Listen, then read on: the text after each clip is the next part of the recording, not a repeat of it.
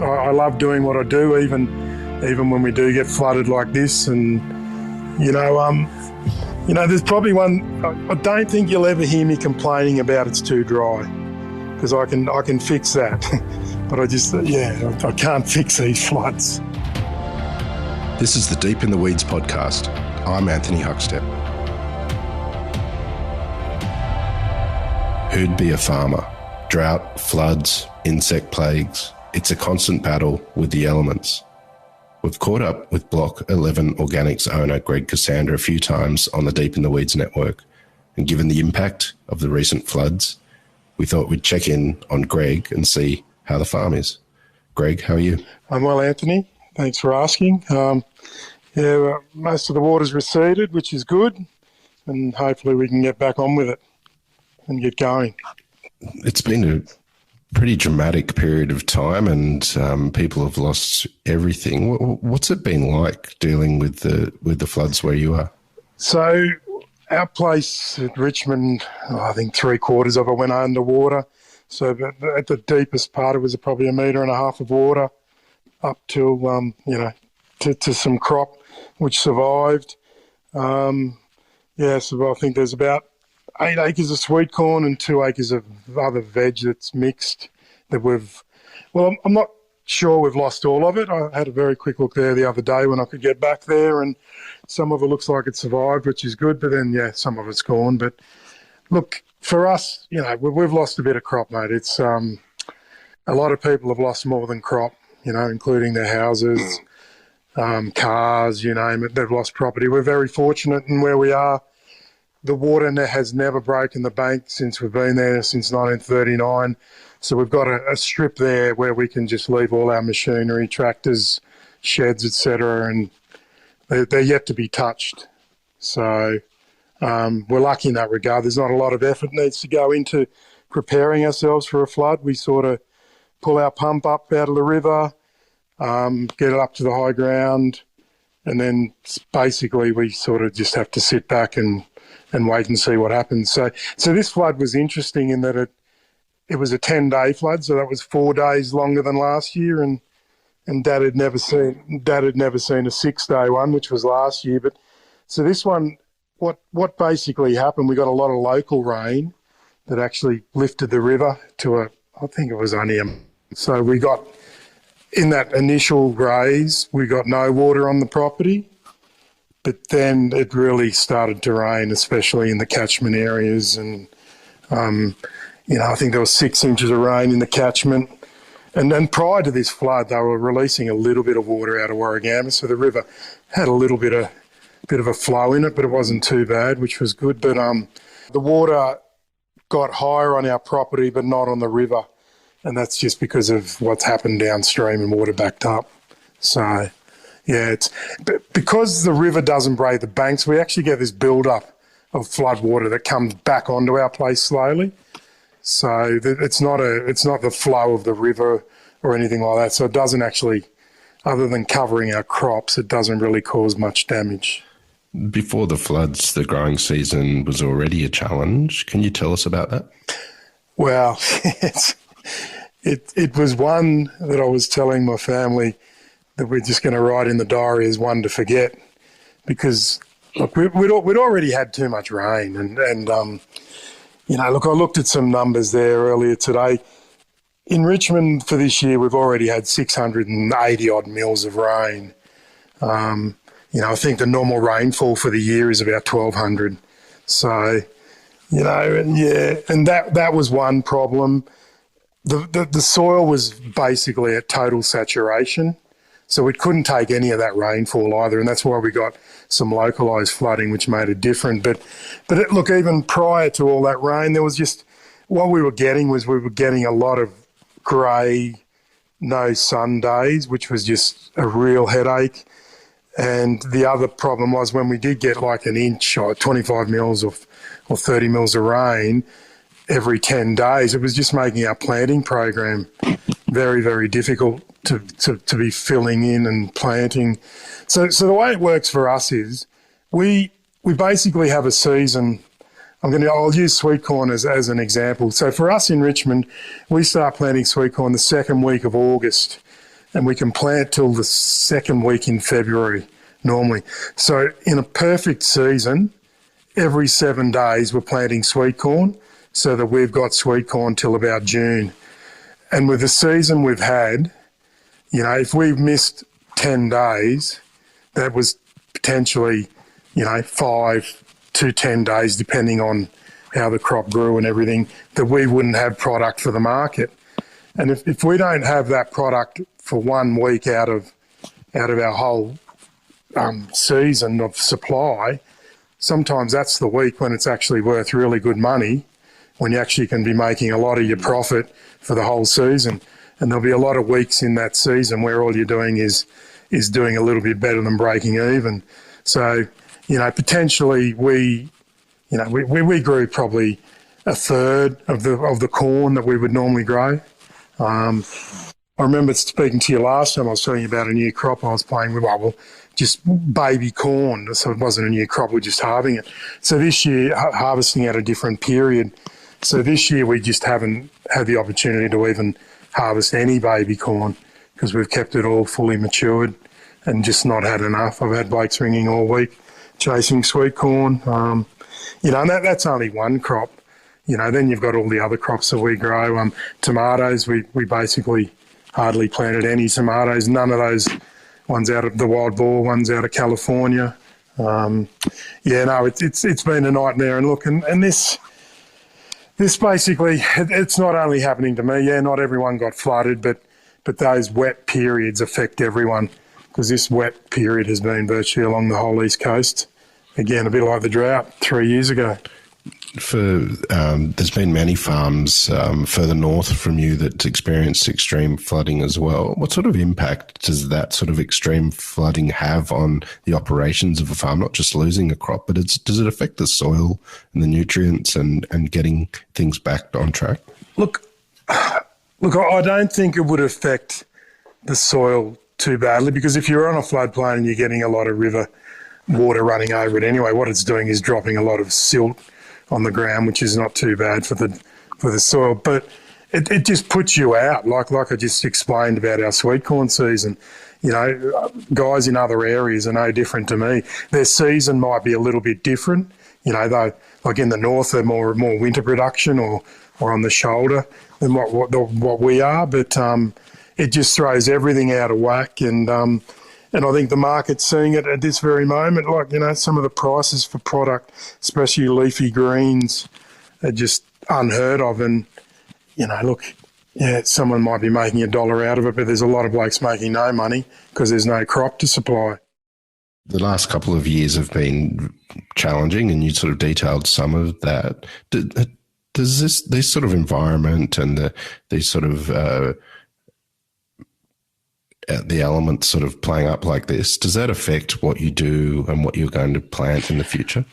It most definitely does. We're, well, as you know, I live in Orange and the farm we're talking about is in Richmond. So in Orange, we've got around 20 acres that we should be growing stuff on. But since COVID, with the opening of our online business, it's just been so hectic down there. Nothing really has happened in Orange except for our apples. But I'm currently already trying to find someone that's going to help me in Orange. So I need some labour, and the problem with labour is, you know, most industries can't get enough of it, and it's just, you know, I need some good people to help me, and we've already got more staff than we've ever had, but I need some people in Orange so that we can get 20 acres of production going up here, so that if this does happen again, it just spreads the risk.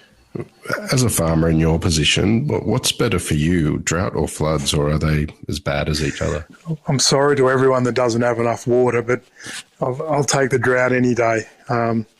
Look, especially at the moment, Anthony, in Richmond, we use half our water allocation in a drought year, and in Orange at the moment, we've probably got 2 to 3 years worth of water for irrigation. So while ever it's not raining, we're in control. You know, and that was the classic with this season. Even, you know, when it wasn't raining, there was no sunlight, so the crops weren't growing properly. There was a lot of fungal disease around. You know, I know the grape growers up here are going to get a crop, but their sprayers have gone way too many days. And I don't think it's going to be a great vintage. Look, I'm not a winemaker, but I know what happens to fruit and veg when you get too much rain, and you're basically diluting the sugars and the flavour. So, yeah, no, give us a drought any day. We'll take that one and work with it. Given the horrific impact that the floods have had on so many producers, what are the challenges going forward for supply of fruit and veg in 2022? Well, the biggest challenges will be, guys just, basically anything leafy and green is struggling at the moment. We did have some kale that didn't get flooded, but it's just gone rotten because there's so much rain on it and also no sunlight. And because everyone's planting programs are out of whack, supply is going to be all over the place. And like I said earlier, that's pretty much along the east coast. There was flooding in southeast Queensland, so in the Locke Valley there, that they're just about to start their season. So I haven't actually spoken with anyone up there, but I know it wouldn't have been a good time for that to happen to them. And if they've got the rain that northern New South Wales got, which I think they did again, they're 10 days plus before they can even get back on their ground to start sowing again. Plus, if you're harvesting in the mud, all you're doing is causing problems for your soil into the future. But you've got to do it, because if you leave it there and it's worth money, you're not making anything. So, it's going to be tough, especially, if you're supplying restaurants. And, well, I've already spoken to some guys, in restaurants who realise what the problem is, and we're getting phone calls from guys, just asking for anything. But, and I think everyone's in the same situation, pretty much. As you mentioned a bit earlier, one of the things that did survive was the white corn. Tell us a bit about it and what's so special about the white corn that you produce. Look, it's the first time we've grown it. I've seen it plenty of times in corn trials. So it's a cob that is just straight white. It's the white super sweet kernels are normally sweeter than yellow. It's just got a really good different look to it. It's just something different. I'm always chasing something a little bit different. So that's we ended up only planting one block. Had enough seed for 8. And so with this one block that survived the flood, I think what I'm going to end up doing is just dropping a few boxes to some various restaurants just to say, here, have a look at it, have a play with it, and tell me if you want me to grow it for next season, because we can't do any more this season. That's the other bad thing about this flood. It's the timing of it. It's just come at a period where, we're on the tail end of planting autumn winter crops, and it's the summer cropping is over. So, yeah. With so many producers impacted, and you've been, it's 3 generations of your family that have been producing organic produce. How do you remain positive and keep moving forward when there's so many challenges and adversity such as floods? It's what I do. It's what I love doing it. And look, like I said, Look, when I was younger and we got these floods, it was great. We went to school, there was no teachers there, you had a ball. But now, there's a dollar value that we've lost. But to get to the point where we are now, that dollar value that we're not going to get isn't what's been lost. It's sort of, I don't know, is it the opportunity cost or profit that we've lost? Because I knew every cob we grew, we had a home for. Of corn. And then, there was some other stuff. We were growing gherkins as well. I've been trying to grow gherkins for some guys for 3 years, and I still haven't delivered any. And the seasons have been the issue there. But, I look at the corn, Anthony, and I think, Jesus, that looks really good. In this year, we've been able to manage to grow a cob like that. I've got some pumpkin seed crops down there that have survived, and I look at them and I think, next year we're going hard with this stuff. And, there's these things that drive you. So, and, it's in the blood, and I don't know, it's just, I love doing what I do, even when we do get flooded like this. And, There's probably one. I don't think you'll ever hear me complaining about it's too dry, because I can fix that. But I can't fix these floods. So, and look, mate, like I said earlier too, we've lost a little bit of crop, and I can get down there into Richmond next week and get on a tractor, and hopefully we're away, provided there's no more rain. And that's the other impact. If we get a shower of rain even at the end of the week, 5-10 mils, that's rain on wet ground, which holds us up again as well. That's the hardest part about this. We don't know when we can actually start again. We need seedlings that have been ordered. So, you can't just ring up a guy and say, hey, give me 10,000 cauliflower or cabbage seedlings.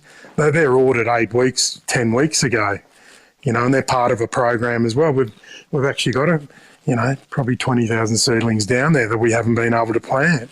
So, the whole program's out of whack, but, we'll get onto that ground, work it up and get going again. And I think, everyone's just got to understand it's out of our control, but it will all come back. And, it'll be good when it does settle down a bit and we get some real nice sunny weather, and we'll see what happens. Well, Greg, as always, it's an absolute pleasure to catch up with you. You're a bloody inspiration, mate. Good luck with the year ahead, and we'll catch up again, no doubt, down the track. Thanks, Anthony. This is the Deep in the Weeds podcast. I'm Anthony Huckstep. Stay tuned as we take a deep dive into the lives of the incredible people who ply their trade in the food and hospitality sector. Special thanks to executive producer Rob Locke for making this all happen. Follow us on Instagram at Deep in the Weeds Podcast, or email us at podcast@deepintheweeds.com.au. Stay safe and be well.